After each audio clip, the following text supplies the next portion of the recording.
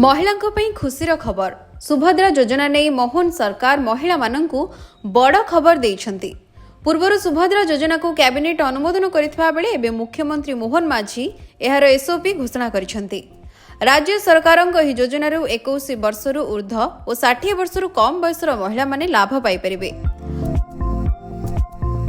प्रतिवर्ष राखी पूर्णिमा और अंतर्जातीय महिला दिवस अवसर में महिलांकु टंका दियाजिबो। सुभद्रा योजना पाई हिताधिकारी को डेबिट कार्ड प्रदान कराजिबो बोली सूचना मिली।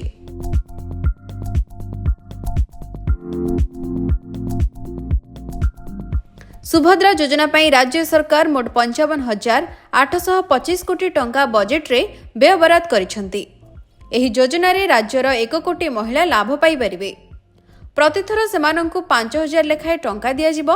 तेणु 5 वर्ष रे जणे योग्य हिताधिकारी मोट 50,000 टंका पाइबे।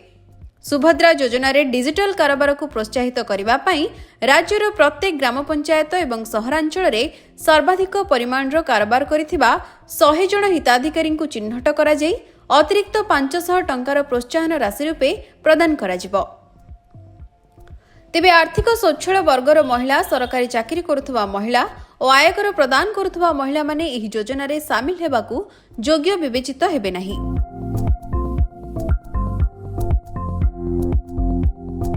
एतद व्यतीत कौनसी सरकारी योजना रे मासिक 1,500 किंबा वार्षिक 18,000 टंका पाउथबा महिला माने सुभद्रा योजना रे शामिल हेबा पई योग्य विवेचित हेबे नाही।